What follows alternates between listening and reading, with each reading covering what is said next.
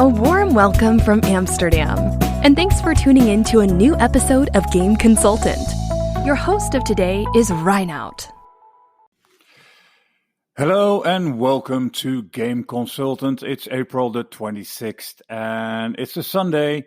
That means the last day of the weekend. Well, if you were living in Holland, then you knew that tomorrow it is King's Day. And normally in Holland, everyone will be in orange, but my prediction is 1.5 meters social distancing. We're going to see a few, but not the mega parties like you normally would see in the canals and on big squares, these kind of things. So anyways, all due to Corona. Oh, Corona, what are you doing to us? In this episode, I have obviously Chris Reed with Reed Thinks About Esports. Joakim of Elite Game Developers is telling about his week, and he had a very interesting case from 2012. Definitely worthwhile listening to that one. And also, I had a quick interview with Akmal Soliev. He's a financial and management consultant at AZS Consulting.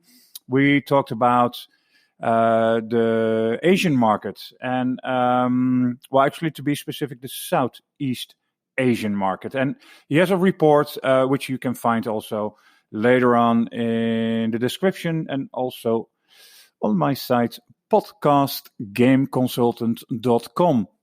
I actually noticed I didn't say that so much during the podcast, but if you want to get to know more about other episodes or what I'm doing, who I am, blah, blah, blah, blah, then you go to podcastgameconsultant.com. I'm also setting up, well, I know some of my co-workers are actually setting up a MailChimp account, so you can actually register to receive every week an update about the 2 episodes. Right now, I'm going to try to have the Wednesday and the Sunday. Very interesting interviews coming up. Actually, it's going to be games for women this week. Yeah, ain't that funny? Yeah, Kate Edwards. She doesn't need any introduction. We're going to talk about loads of stuff and also about what she's doing today, her vision on the gaming industry. And then that's actually going to be Sunday, so next Sunday. But on Wednesday, I have, actually, she's working on her PhD. It's Yvette Won. And I hope I'm saying the name right. If not, I'm going to get it. And she has a PhD in media and information studies. Yvette is specializing in human-computer interactions in live streaming, esports, gaming, and social media. There you go. So it's going to be fun for me talking to 2 power ladies in this upcoming week. So, and that brings us actually to the main interview of today. And that is Jussi. What should I say about Jussi? I actually do have an idea because I always introduced him like the sexy beast. Hey, did you change your name from sexy beast to Superbeast? Yeah. Yeah, because I always, when I sort of tell about you guys, and I always say like, okay, don't laugh about the name, the sexy beast, and I always leave a little bit of space there. It's like a moment of silence. Don't laugh about the name. It's called the sexy beast, and then they look at me and it's like, what? I want to know about it. Okay, yeah, well, it's a bunch of guys from Finland. No, it's yeah. I mean, the reason for changing it is that we are becoming a bit of a bigger thing. So basically, we joined forces. So we say goodbye to the sexy beast. Hello, Superbeast. So, interview with Jussi. It's all about game studios that should think about branding, not only about the branding of their game studio, but also branding of your game, how should you interact with your gamers, the storytelling, the visuals. It's one connected all together. And funny enough, this is a nice lead into the interview I'm going to have on Tuesday and live in the episode on Wednesday with Yvette. Because I'm definitely going to touch some more points on that. In any case, let's first have a start with Reed Thinks. It's all about esports these days, right? Okay, Chris, take it away.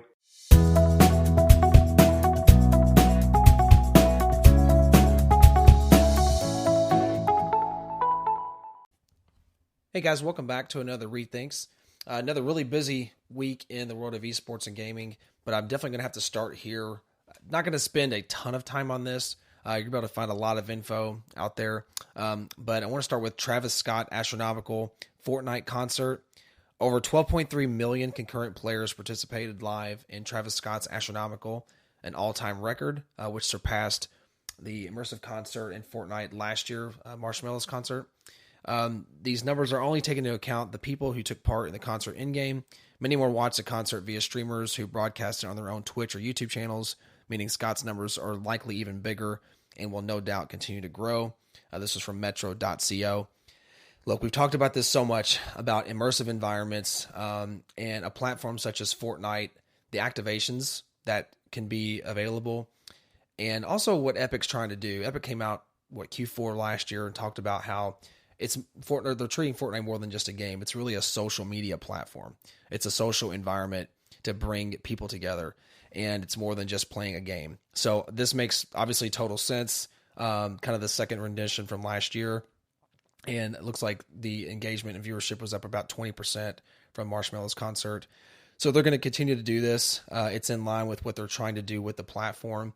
And it's just really interesting. You're getting a lot of different conversations around it, and the imagination when it comes to, how brands can activate, and how even like the music industry can jump into a platform like Fortnite, and how that would even look, and how you can engage, especially Gen Z, in a new, innovative way. It's a lot of really interesting conversation pieces. So thought I would bring that up.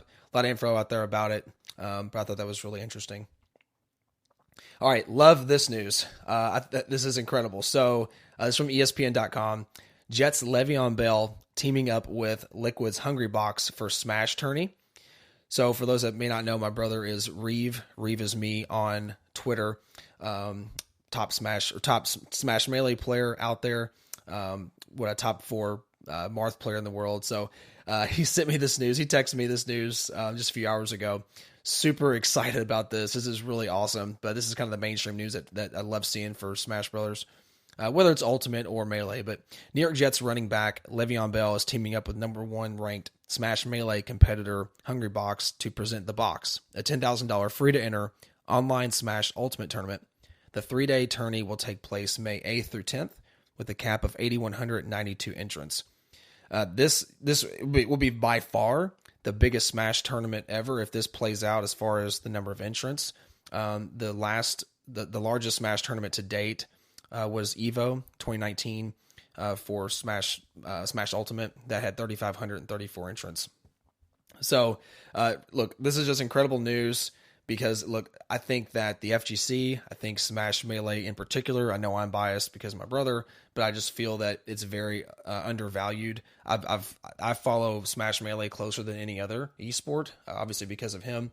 But I just feel that it's still very undervalued. I think it's very overlooked when it comes to different activations. I think sponsors overlook it. And again, not just Smash Melee, but Smash Ultimate as well, obviously, but then just FGC in general. So I think this is great news. More news like this is going to continue. You really haven't seen it yet in Smash, so I thought this was kind of that, maybe an interesting inflection point that finally after this first wave of activations in esports that Smash is a part of this. So I was really stoked about this. So Le'Veon Bell, man, this is really cool, really awesome news. The other thing too is Level Up Experience, my content company is sponsoring an event, Smash is Rad, during that same weekend. But Smash is Rad is just for Smash Melee. This is going to be just for Smash Ultimate. So anyway, I thought that was really interesting. The other thing that happened this week that was really fun and really interesting was a company I'm working with called GamerJive had a virtual environment event. And it was really cool because basically there's a company called Founder Institute. Shout out to Jason Jacobson. They're out of Chicago, and they did monthly meetups, kind of a startup group, entrepreneur group. And they got with the team and put together a virtual 3D meeting place. And it was a lot of fun. Met a lot of really cool people. But it was great because the technology was integrating video chat, text chat. There were virtual sponsor boards. Basically, it was just a browser link that you clicked, and then you dropped right into the environment. And you're able to walk around and click on someone's avatar, have a private chat, click through their LinkedIn profile. But everything right there, I was able to connect with a lot of people offline after the event as well. But look, the reason I bring that up is immersive environments are so important, not just on the gaming side, but also on for business use case. Here's my big question is, what's next past Zoom? Okay, so December 2019, Zoom had 10 million active users. Now in April, the number is around 300 million. So you got a 30x increase. And while Zoom is a good platform, I'm not saying it's a bad platform. I think a lot of people are asking, well, what's next? What is the next level of engagement? Whether it's a one-on-one conversation or a group conversation, what does that even look like? What does it feel like? And the answer is immersive environments, and that there is no debate about that. And it's just cool. It was really neat to be a part of a virtual networking event where you have an avatar and you're walking around and you're engaging with people. And it's in the esports and gaming space specifically, we're gamers. We grew up gaming. So gamifying the business experience and networking is something that it just makes perfect sense. So I'm just curious as to why this hasn't happened before. Obviously there's other platforms out there and things like that, but why this isn't more mainstream. But what's happening right now, obviously, are these conversations, the pedal is to the floor when it comes to virtual environments, virtual events, obviously, because physical events can't happen. We've talked, tons about the activations in esports from traditional sports. So you just see a clash of all this coming together and the technology surrounding it. And it's just really fascinating to me. It's really interesting what's happening.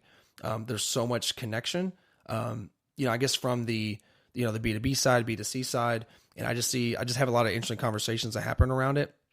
So I just want to see what happens over the next few months, next few weeks, but a lot of really cool stuff. That's going to be it for this week. Thank you all so much for tuning in, and we'll see you all on the next one. If you want to connect with me, do so on LinkedIn, CRISREED. Thanks, Chris. Lovely item again. And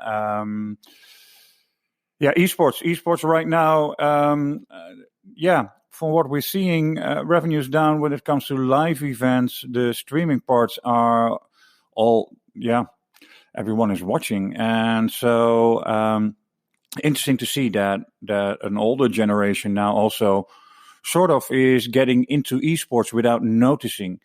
Next time, actually, Chris, maybe it's an idea of what is esports.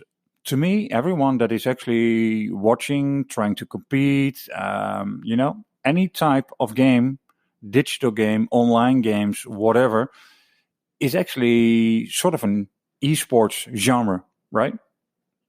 Well, think about it. Hey, Jussi and Superbeast. I love this interview. Jussi helped me out with the studio once, and I was impressed. And he was on my list to actually talk to and talk about branding from a different perspective than you might have actually been used to. Talking to an advertising agency, not an ad agency, advertising agency. A lot of people are complaining they never got what they wanted. And I'm pretty sure if you would give Superbeast a chance, I think you would be excited. The interview.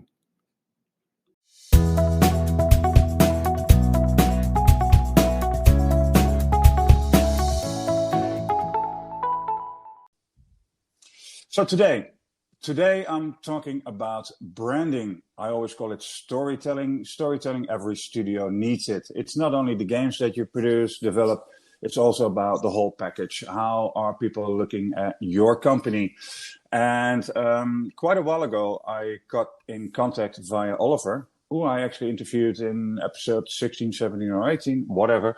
I got in contact with Jussi Solja, and we just discussed his last name, and I had to say it in a good way. I did. You nailed it. I nailed it.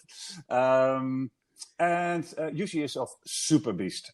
And I was just talking to him, and I said, like, well, I always introduce you guys as the sexy beast, and I felt that was really cool. So I need to learn the new name, Superbeast, and well, he's going to tell more about it. How did they come up with the name Superbeast? Anyways, he's one of the founders, and Superbeast is the lean and mean creative partner for bold brands. There you go.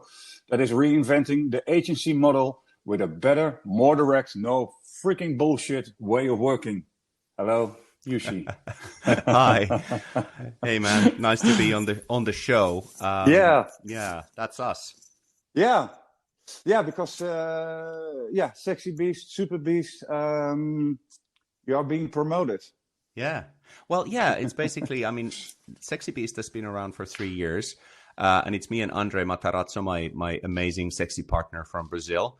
And we've been touring the world, and we've been to 10 countries, working with amazing brands from startups to the fastest growing airline in Europe, Wizz Air, our good friends, and a lot of gaming companies as well, to help them brand, launch products, and innovate new products as well. And our magic special sauce has been a 5-day creative sprint. So we do everything in 5 days.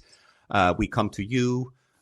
We run this really efficient process where we work together with all your key people, key decision makers, key doers as well, so artists and creatives from within the company, and we bring global talent to the mix as well. So we find the best people around the world that fit this specific challenge, be it brand designers or copywriters, whatever, but really stellar people, and then we work efficiently for 5 days and nail it.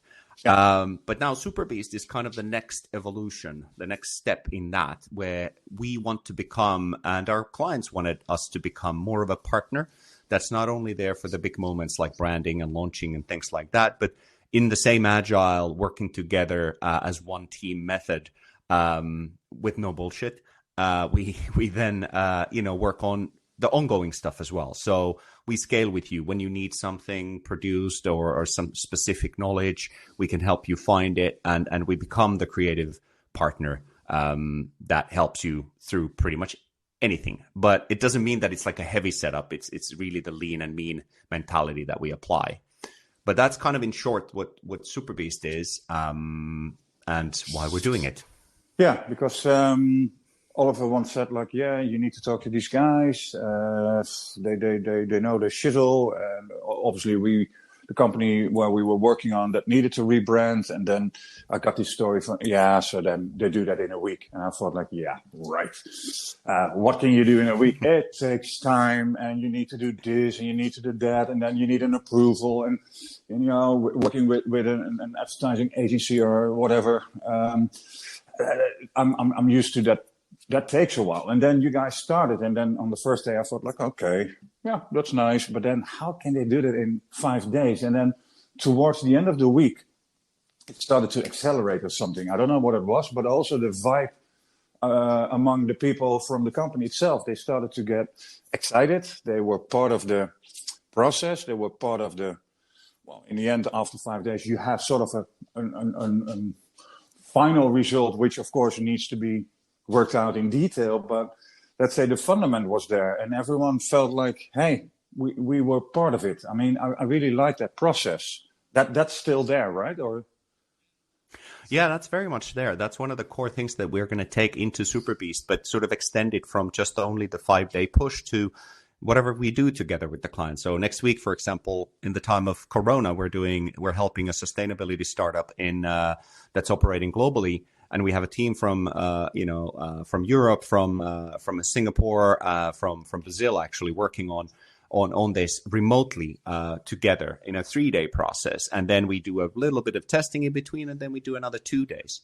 But I think, so it scales to different models. But I think the key thing that, you mentioned there is really the involvement of the whole team. So especially when it comes to brand, but also for any other thing you do creatively, you want to have the core team, especially within gaming, because there's so much talent internally and so many things related to the brand, and, because the brand is the game, and, a lot of these things, the product is the brand and so forth. And also all the UA and, all of those things that are social community management, all that stuff is done internally. So it's absolute insanity to try and have someone externally understand all of that. And on the other hand, if someone comes from the external perspective and helps perhaps sharpen and clarify certain things, you need to have the whole team involved so that we can understand what it's all about truly. And then when we work together on it, everybody feels like it's us creating it. It's not someone externally trying to, slap something on our baby, like a sticker that doesn't fit. So that is really the empowerment, because then you can run with it. We come and accelerate the process, clarify and help, but then the internal team can run with it. But and they really get it, and they understand the solution, and there's no open sort of big questions anymore. And then of course now with Superbeast we can support, when you start executing. So if you need certain help in certain areas like creating film or whatever it is, we can be there when you need it. So then I did ask you some questions up front, and bottom line, you have a background with Engage over at Nokia, consulting like Remedy, Supercell, worked on titles Wargaming, but also Lockwood with African Life, Red Hill, Rovio, etc. And then to give some status to the company, 24 senior people in Helsinki and Singapore, and have over 600 field specialists. Holy fuck. So bottom line, what you basically said, what you would like to talk about, but what I like also is the branding. I call it storytelling. You guys call it branding. I think it's a mix of that. What is making you tick on that? I mean, so why gaming? And then you partially said it already. There's a lot of creativity in there, but what makes the gaming vertical so very interesting for you? And ideally, if a game developer, a CEO or a CMO is now listening, what is the message that you want to come across? What do you want to say to them? A few things, but let's try to keep it short. No, I think the reason why we're in this is because I'm a lifelong gamer. So I love gaming, and I love exactly what you said, storytelling. And I'm just playing the latest Tomb Raider, and I'm just like trying to explain to my wife what an amazing piece of storytelling where it's interactive and you're just in it, and it's the next level, right? So we all who are in gaming understand that and love it and all that. But there's, I guess, a bit of me that thinks that, that there's a bit of a bubble that has formed because gamers are doing, well, this is, I think everybody kind of gets it, that gamers who are, passionate about the craft and the storytelling, all these things that we talk about, we are a bit of a close-knit group in a way, that it's a bit of a different mentality in a way.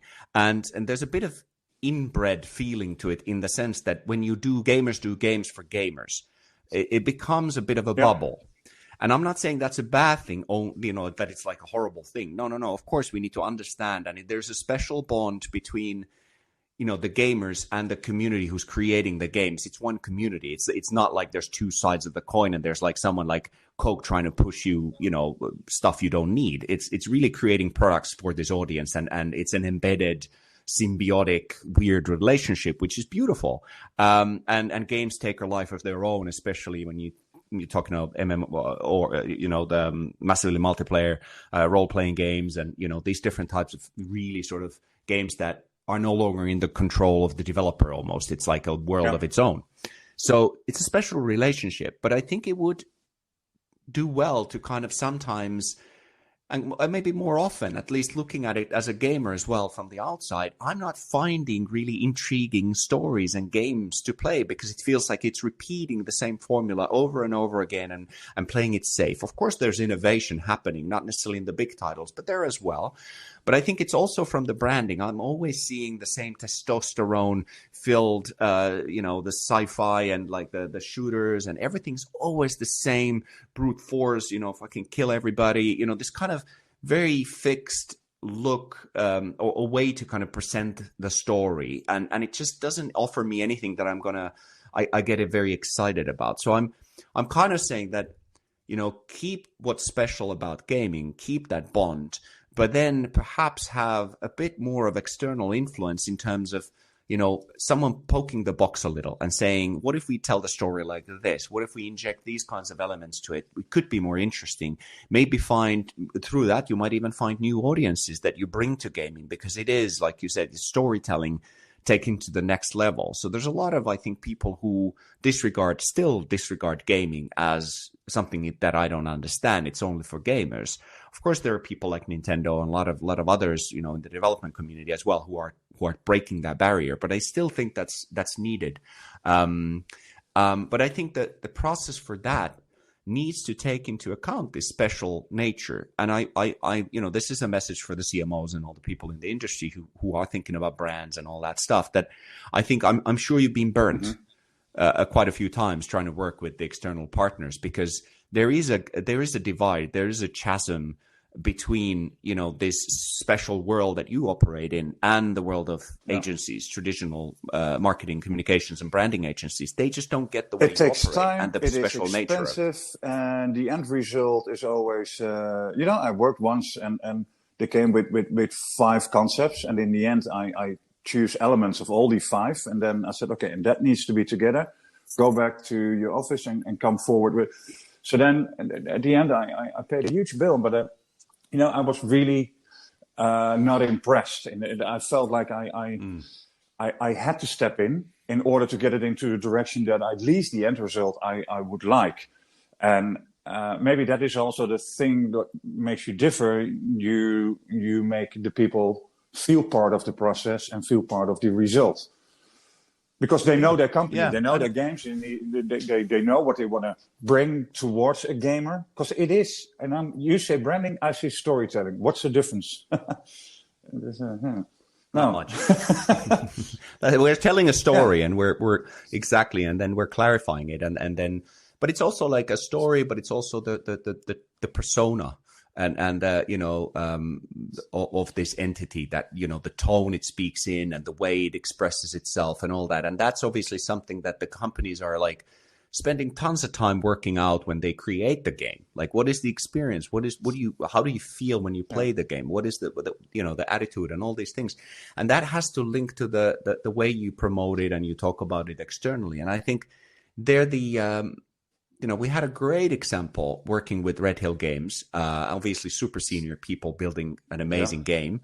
And they were bold enough to realize, and even internally, some of the guys had, and it's a bit of a different way to approach it. They were worried about, are we doing this branding thing now too early in the development process? Because they weren't even in alpha, they were really pre-alpha, really sort of rudimentary. They had the basic gameplay elements and all that stuff kind of nailed. They knew what they were going for, but the story was still taking shape and all that kind of stuff. And they felt like, shouldn't we wait until we know exactly what the story of the game is and how we want to tell it, and the world and all the whole experience, and then we kind of translate that into marketing? But actually, they were bold enough to kind of say, let's do it early on. And we did our 5-day thing with them together in Helsinki. We brought people from around the world to help them. And it was a beautiful process because, I think both sides informed each other. So having that external perspective helped them clarify, like, how can they create a more of a unique game world as well? Not only the story that you tell externally to the audience, like what's the tagline for the game and things like that.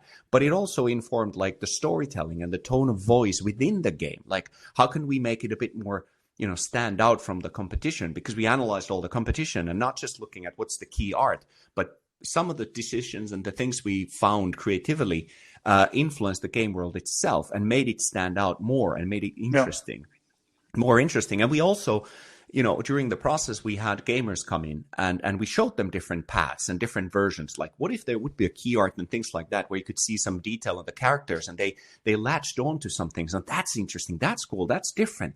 But I still get it. It's this kind of a game. And then the guys went like, shit, okay, that's cool. They like it. We should bring that into the game in a bigger way. So as an example, they are now working with the copywriter who we brought in, who is not only like an ad guy, but he's also writes. He's a screenwriter and longer like storytelling expert. So he's working now with Red Hill on the tonality of the game and all that, and building the in-game elements and story and all that kind of stuff. So I think they're super excited about it. And after the process, all of them came to us and said, actually, this was exactly the right time to bring you guys in, because now we know clearly what we are and what we are not. So that helps develop the visuals, the story, even the game mechanic, the whole experience. So I think that's something that I find super interesting, and it's probably not something that's very common in the industry, because obviously, I get it. It's your baby. You're working on the creative vision. That's going to be difficult, because a lot of times it feels like you're touching something, their DNA, their soul, and then you tell them like, nah, but we feel. But I mean, yeah.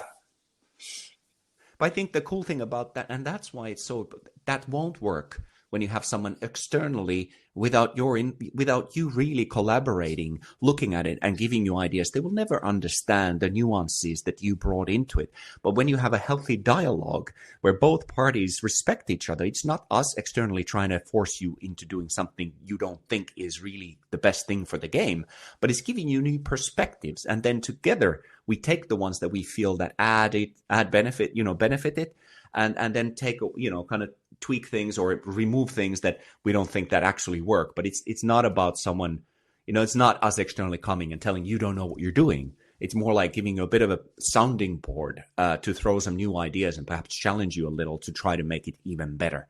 So I think that's kind of why the working together process is just so much better. And I think that's, to conclude my long monologue on my CMO should be excited about perhaps working with us, or I don't care, as long as, these are things I hope they do with someone. But I think the sort of the point is that even if you've been burnt with different processes, this is where, hopefully we can help you guys in terms of, bringing this kind of external sounding board and a different kind of process that is not saying you guys don't know what you do, but it's more like, perhaps helps you level up, in certain areas and give you some clarity. Hey, and obviously, companies that have funding, people that are experienced, that are open-minded, those will be your clients. I can let's not go into what it costs to do a process like this, because there are several ways to look at it. I would say, well, it does cost you in the beginning, but it delivers you so much more during launch and community management and etc. But ideally, how should I actually phrase this question? I could ask you, what is the ideal size type of game developer?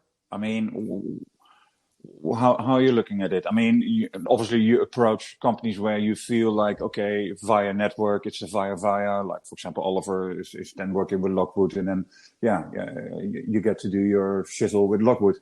But I mean, if an indie is listening right now, I think that's way too early yet. I mean, talking about affordable, talking about direction of the company. I mean, they maybe have their first game. The company needs to mature. When is the ideal scenario of picking up the phone and I want to say call the sexy beast, but call the super beast?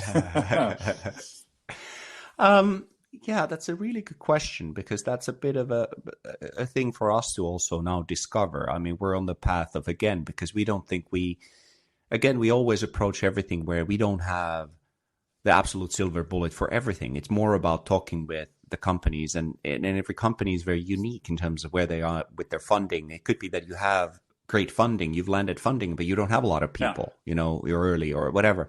Or then you've been grinding for a long time and then you're ready to invest a bit of money into giving that clarity so that, maybe that tweak is the thing you need to unlock. Maybe it is that we're just not telling our story in the right way that people would get it, because you only have a few seconds when you're browsing, app stores or, Google Play or like any of the PC marketplaces. Yeah. So we have to capture. So maybe it's just that you might have a stellar game, but the story and the way it's presented is just not quite there. You haven't even realized what makes your game special because you're so close to it. You don't realize what the amazing things that your game does that would link to something that the audience is looking for. So it could be that. It can be a simple thing.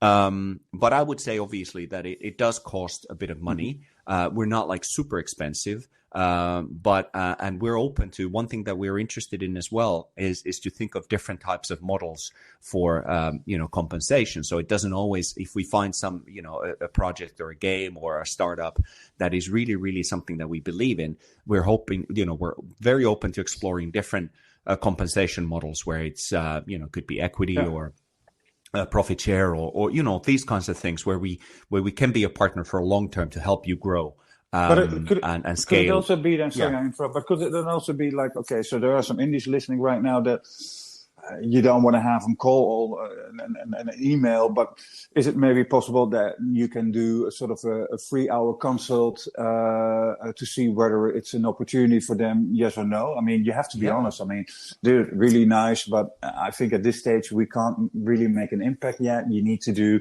X, Y, Z, and then come back to us, and then it might.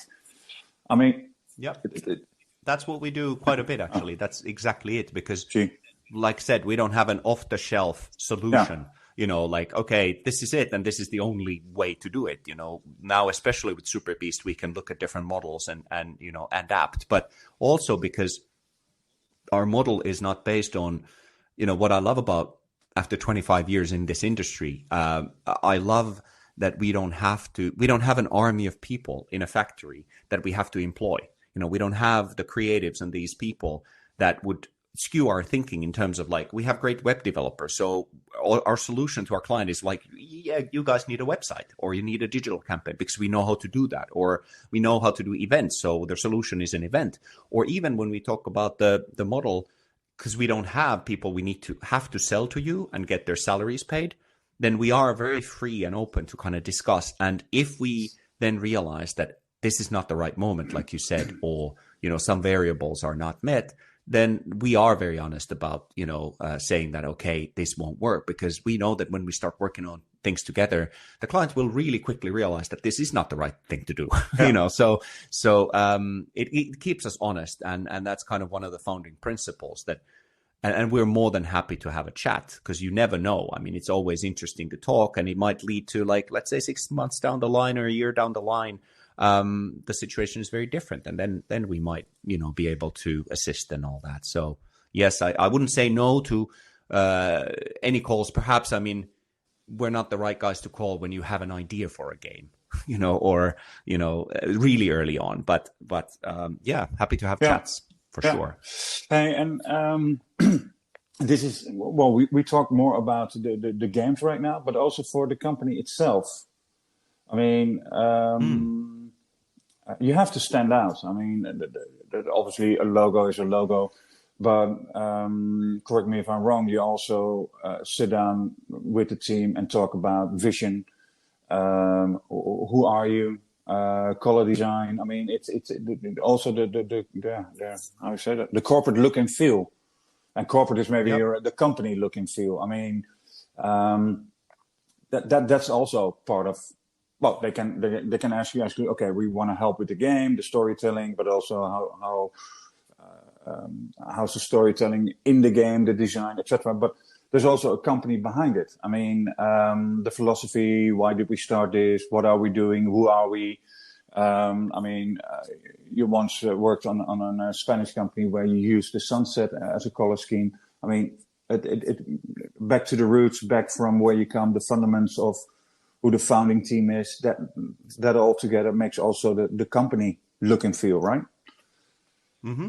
Yeah, I mean, that's that's obviously that's a lot of the work we do for non-gaming companies as well. Is define the who is and why does a company exist, and the look and feel and all the whole branding, the package we do. But it's the developers, and if not publishers, obviously, need that too. And a lot of the times what we've realized when we've worked on these things, especially in the industry, one of the key things is the recruitment side of things. I mean, everybody knows the best talent is hard to come by, and there's the crazy growth of the industry still, and all that. So everybody's struggling to find the best people. So that was one of the things we had to tackle, especially, for example, with that Spanish company. And I think it was the idea also for them to level up, to become, from a local star to a global hero in a way. So because when you, and this is not only for gaming, it's for any brand, any business,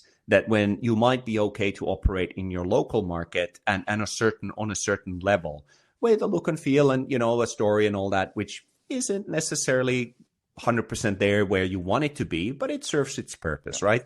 But when you want to kind of scale up and your game is doing better and better, and you want to kind of start attracting better talent, more serious investors, and also gamers who look at who's behind the game, you want to look the part. You want to kind of have that sort of polish and the global level, and you want to look, like Supercell or Rovio and all these, big players, because then you're in that space, you're in that same, playing field when it comes to, talent wanting to work for you. And specific challenges, I think the Spanish company was an amazing example, because they obviously had the idea of, the challenge of how do we get people to work in Mallorca? Yeah.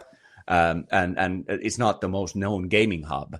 But what we did is we found that that's actually a huge benefit for them, because I'm sure, we realized that there are a lot of people working in London or, some of these hubs that want to get away from the smog and perhaps want to work on great global level games, but don't necessarily want to live in a congested, polluted city, but would rather have a siesta and, go to the beach after every working day. So we kind of turned that story into the spearhead. And then when you make it look sexy and cool and like really polished, and that the level of work that they're doing is amazing, that becomes a very, strong sort of offering and a message. So those are but I think the thing there is exactly what you said. It's about really extracting what's important. Like none of this was something we invented. It was just because we had the external perspective, we could go in, and really it's like psychotherapy. Yeah. Understanding what makes you special and then extracting that and saying, guys, these are the key things. Let's turbo boost these and make these the spearhead, and then make it look sexy and amazing and build a very cohesive, simple, clear story around it.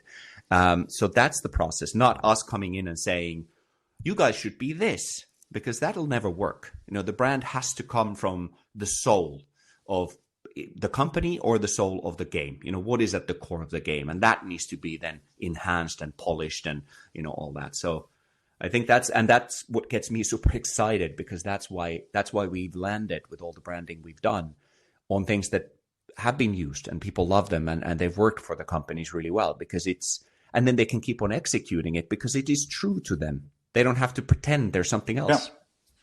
Fair enough. Cool. To wrap it up, if someone is interested, superbeast.co, I'll have the links in there anyways. If they approach you right now, you have quite a staff, and then also people you work with. Can you get to work straight away? Is there a waiting list? I can also imagine that, if you have several projects at the same time, it might be much, or how does that work? Depends on the project, obviously, but our model scales quite well, because, that's the benefit of having the 600 and plus network of people. So it's not like we have 20 people internally and those are the only guys who can work on things. So we'll have a client partner who knows the gaming world inside out. That will be the main point of contact. And then when we form, depending on the project, we form the right team, find the right experts, and then we have people who conduct sort of the produce and then conduct the very intense working together moments and all that. So it's quite scalable, but of course there is, if we get, 50 people call me and want everything right now, that might be a bit of a problem, but we'll do our best. But there's not a huge waiting list at the moment. We are working on a lot of projects. Obviously, our friend COVID doesn't sort of help. But what we've seen is, because we are by nature a very fluent organization in working remotely. I mean, that's how we live and breathe and have been doing for the past. The Super Sun, especially for the past 7-8 years, and me and Andre with Sexy Beast, even though we've had these moments of togetherness on location, but we've now moved that really easily into a virtual process, because that's really just bread and butter for us. And I think within gaming, it's also true, because you have hubs around the world and people work really remotely and from home and all that. So we've actually seen an uptick on people contacting us, because they're perhaps traditional players and agencies that help them can't adapt to this new world as well as we have. So we can. Please be in touch. We'll see what we can do to help. Cool. Well, usually I know that today you're moving somewhere nicely to have a long weekend. Yeah, we're actually what we're gonna do is luckily Finland is. For once, it being in Finland is a good thing. Well, quite a lot of times, actually. We're the happiest nation and all that stuff. There's a lot of stuff about that. But the thing that I love about it is that we are very good at social distancing by nature. That's kind of, in our DNA. So Tell me about it. And there's plenty of forests to roam in. So I'm going to pick up my wife and my 4-year-old and leave the iPad behind and games and go into the national park, which are plenty. So we're going to just go there and grab something to eat and just wander around in nature. Nice. So it's the best sort of, anti-stress treatment you can imagine. So cool. That's our sort of getaway for the weekend. That's the last advice to our listeners. If you can. Well, thank you very much, Jussi. And my pleasure. And, we catch up soon again. Yes. Have fun today. Thank you. Cool. Yeah, you too. Cheers. Thanks, Jussi, and I hope you're still taking a stroll there in the forest in happy Finland. Next, talking about Finland, Joakim, come on in.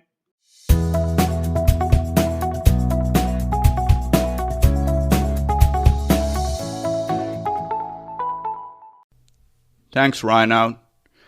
It's Joakim Achren here. And I'm going to go through all the interesting things that we covered this week on Elite Game Developers. If you haven't heard of us, we're a game entrepreneur development company, helping people who are starting off on their founder journey and starting their first games company. You can read the latest articles and news by going to elitegamedevelopers.com and checking out our blog. On this week's newsletter, we're sharing a breakdown on an awesome lecture from 2011 where Super Evil Megacorp CEO Christian Segestrole is talking at the Summer of Startups event in Helsinki. So Christian and his co-founders had recently sold Playfish to EA, and he's sharing his top 5 lessons from being an entrepreneur in gaming for 10 years. You can read the breakdown by going to elitegamedevelopers.com/blog, and in the newsletter archives you can find the news number 26 where the breakdown is posted. And this week we also brought out an article on how to learn from venture capitalists. These people are constantly sharing their knowledge on podcasts and Twitter. There's so much value for entrepreneurs to learn how VCs think, as they're the most aligned people out there when it comes to thinking about building these billion-dollar companies. I suggest that you sign up at elitegamedevelopers.com and you'll get all the insights directly into your inbox. That's all for now, guys. Stay safe and stay well. Thanks, Joakim. Lovely item. All of you do check elitegamedevelopers.com. There was also last week about cap tables for game developers in startup mode. Very interesting. So, elitegamedevelopers.com. Hey, next, Akmal. Akmal is telling us more highlights about Southeast Asia. Report is also with a link in the description, blog, everywhere where you can check it out. So let's do this.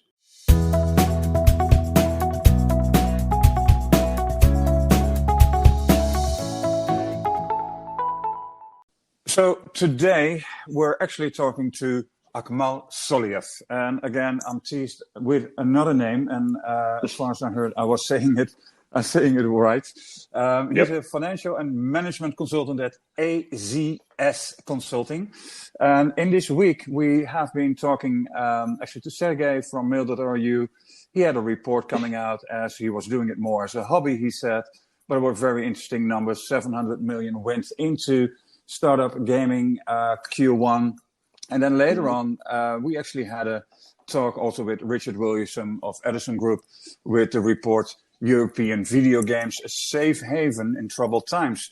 But now I'm going to talk to Akmal about Southeast Asia. And I got about 14 pages in a PDF, and he was just explaining to me this is an ongoing document, and he will explain a little bit later. Interesting. First of all, AZS Consulting. Can you tell a little bit more about who you guys are and what you're doing? So we're divided into two parts.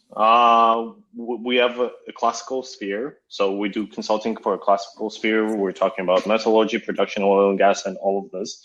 And additionally, for which we provide actually management consulting more rather than financial. Whereas in esports, our aim is actually to construct proper valuation methodologies for esports organizations, sponsorship deals, advertisement, all of this kind of stuff, and also player valuation for potential transfers. So, yeah. That's interesting. Player valuation. We talk about valuations all week, and player valuation. Can you say a little bit about that? That's actually quite interesting. So we're thinking about, like, first of all, a lot of us, we have a knowledge in a different video games. Personally, me and my colleagues, we have a relatively well-rounded knowledge when it comes to, so we first want to tackle League of Legends. We have a well-rounded knowledge when it comes to that game. We want to see how can we implement the in-game statistics with the potential point of a pro player being an influencer, and actually, at the end of it all, provide a valid, justified, non-bias based valuation of how much is the player worth. Yeah. So, yeah. This is as far as I can tell you for now. Yeah. No, wonderful. I mean, I was always thinking about valuation for companies and these kind of things. But yeah, player valuation, that becomes a hot item. I think so too. Just an off-topic question. Do you know actually how many transfers there are in esports over a year? And is that increasing? At the current moment, actually, we have not initiated this action of doing the player valuation. Hence, we're not that informed about the sphere at the current moment, because we just finished the valuation of an esports company in Southeast Asia. We worked on the following report, and our upcoming project would probably either will be the player valuation or we'll look into something else. Cool. Well, then keep me posted on that one. Yeah, definitely. So this report you have been doing now, if correct me if I'm wrong, but you said like, okay, it's the Southeast video gaming market. Yeah. You released it. Well, you had a first date when I saw it with Chris. That was April 12th. But you're now sort of finalizing it, and then people are able to download the PDF, right? People can download the PDF. People can download would be able to download the presentation, the written version, and additionally, you can just read it off the blog post that we will make, which has a little bit more because it has interactive graphs, which could be of potential interest to the people. Yeah. Got it. And if as I said, it's 14 pages, well, minus the two first ones, but so let's say 12 pages of full info about the region. Mm-hmm. I saw something with annual growth of 25% from 2000 to 2018. Can you tell a little bit more about what you think are nice to know facts from Southeast Asia? So Southeast Asia, yeah, first of all, but it came from an extremely unconnected, internet-based region back in 2000 to around an average of 63% of the whole region being connected to the internet. That's more than a half. That's more than a half. And you can see how the region is moving from non-digital based sphere to a completely digital. So people are having access to the internet. People are able to do their work, their business through the internet. Everything is starting to develop not in a slow pace, but like very rapidly. It's absolutely insane how rapid the region is growing. So basically, if we take a look, like there are 354 million people online. Yeah. And additionally, 109 million smartphones. So that's and yeah. Would you reckon that's mostly Android then? Excuse me? Is it, you think that will be Android? Is that a false statement from my side? What would be is it mostly Android, or is it a mix between Apple and Android users? This 109 million is more or less smartphones. So smartphones, you have Android users, you have Apple users, everything. So additionally, there is 68 million computers, so PCs, on which, to be honest, from our research, we saw that a lot of people who love gaming, they go to internet cafes or they play on their smartphones. So it was, it was extremely hilarious because like one of the guys, one of the professionals in the sphere, he told me like, Mobile Legends is so huge in Southeast Asia that even homeless people play it. Yeah.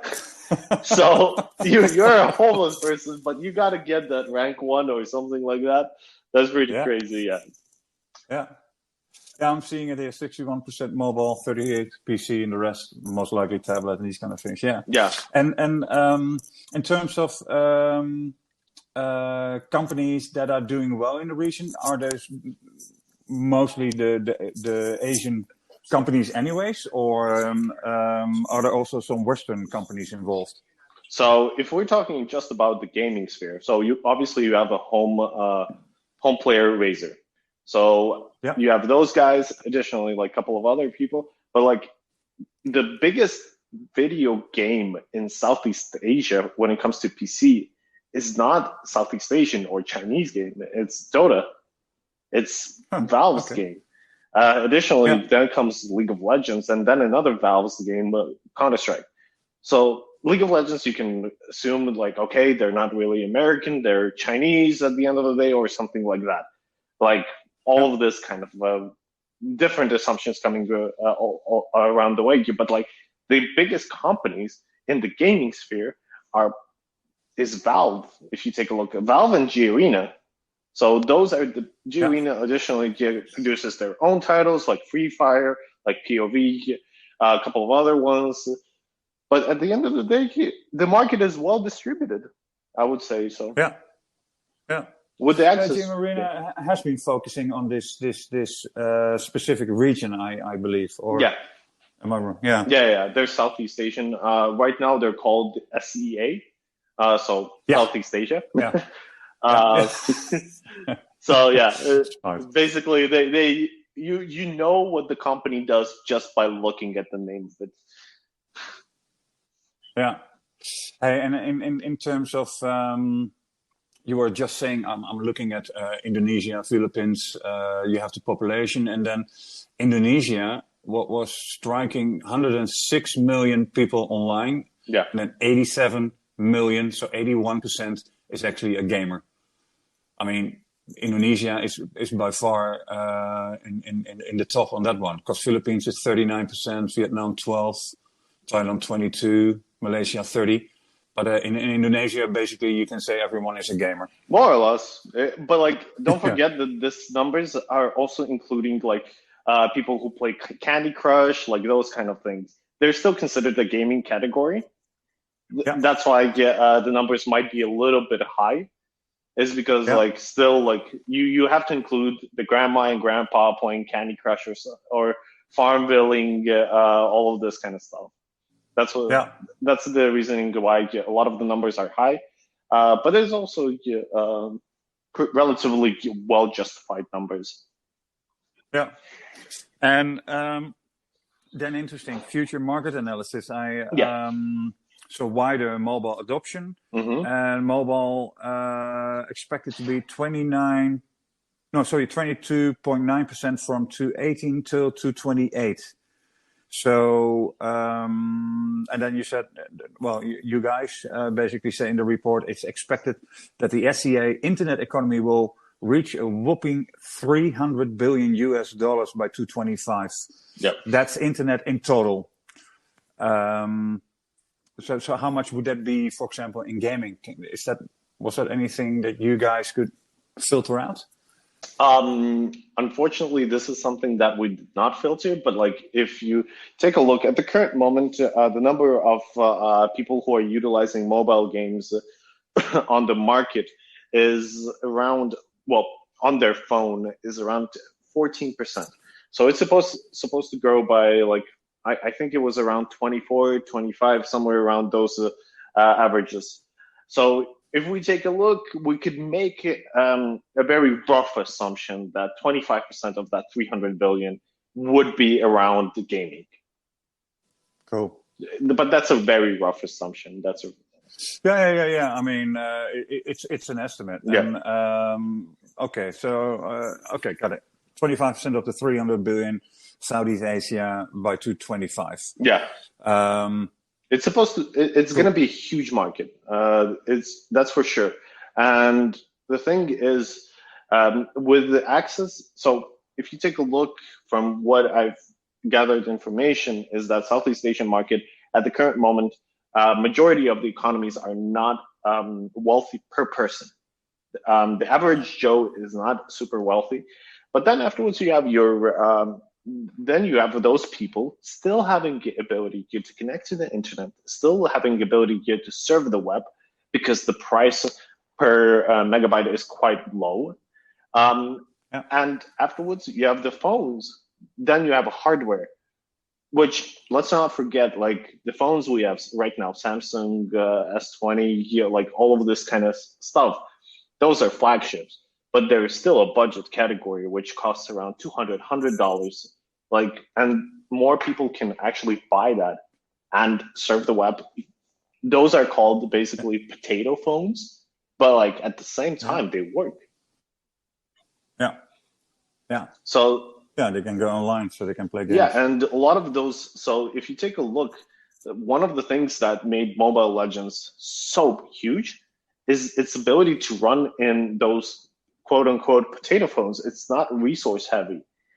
Obviously, if you want the best graphics, if you want the best everything, you're gonna take your S20 phone, but at the same time, you can run this game on iPhone 4S. Yeah. So it's a super old phone, but you can still run it on your Nexus S phone. That's an interesting one. So bottom line, if you look at a lot of Western game developers, they definitely eyeballing Asia and of course China and Korea, Japan. But then if you look at this particular region, then most of their games that they actually develop, as you said, the full-blown games, so they couldn't actually run on the phones. You call it potato phones. They wouldn't even be able to be played by this large amount of people. You could guess so. Like, it depends on from game developer to game developer how he adjusts his game. But at the end of the day, it seems like, for example, with the whole announcement and release of Call of Duty on mobile, I'm pretty sure those the phones in a lot of phones in Southeast Asia can't run the Call of Duty game mobile. But at the same time, there is a huge the cell phone market at the current moment is in the golden age.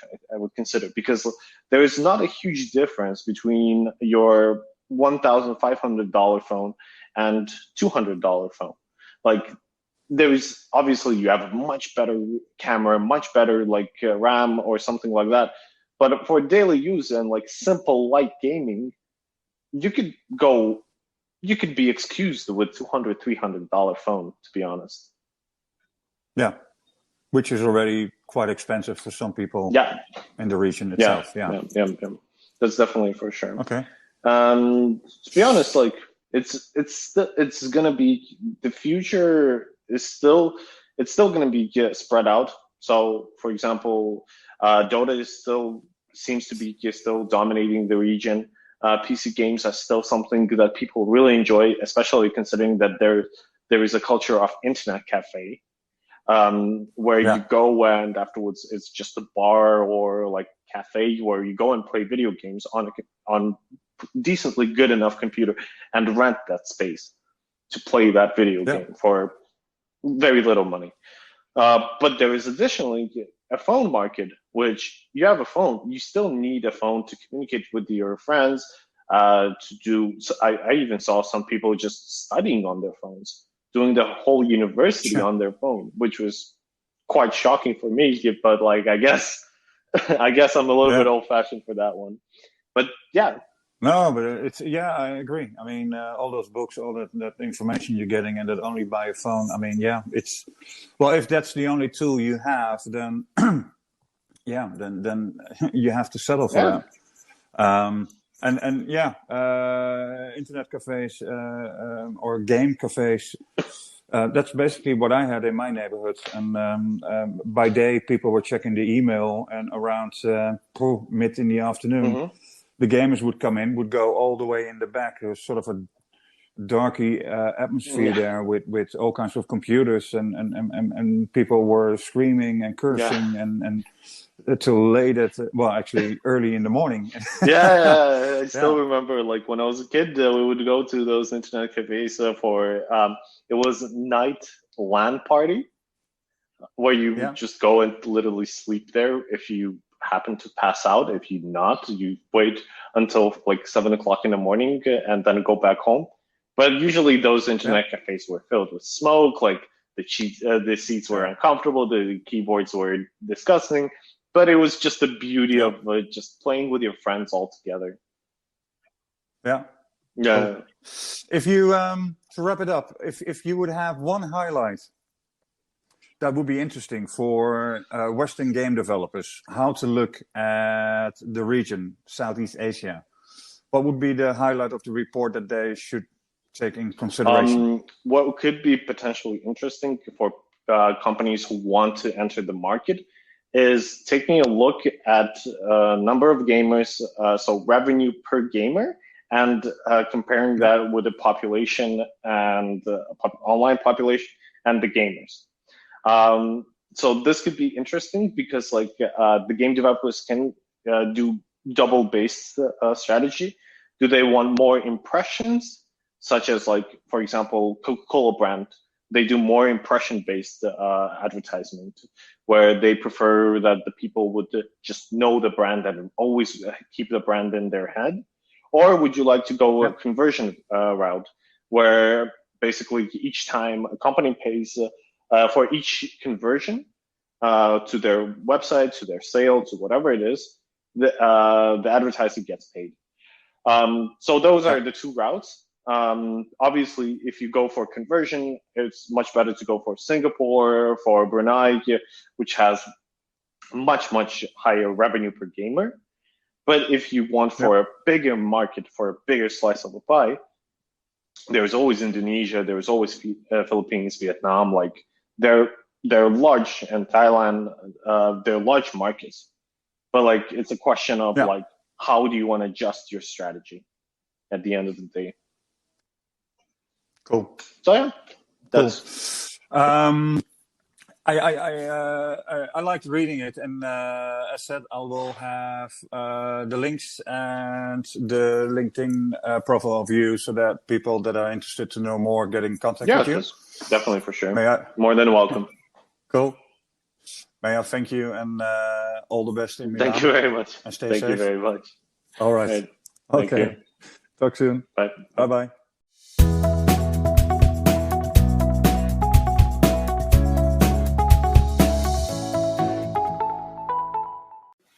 So thank you for listening. A bit longer than usual, but as said, sometimes things are good and I don't want to withhold. So either you listen to the interview that you find interesting, or maybe you can actually complete listening to this episode. In any case, as said, next week or this upcoming Wednesday, Yvette is going to tell us so much more about engagement within games, like she specialized in, as said, human-computer interactions in live streaming, esports, gaming, and social media. And then I do have the interview with Kate Edwards. She doesn't need any introduction on Thursday, which you can listen then on Sunday. So after finance and games, we're going to Power Lady in gaming. That's all for now. So you know how I always end this. Ciao for now.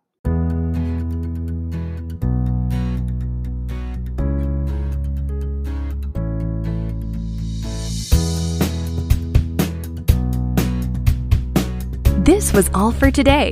Thanks so much for listening to Game Consultant. Tune in next week for a brand new episode. And remember, do share this podcast with other members of the games industry.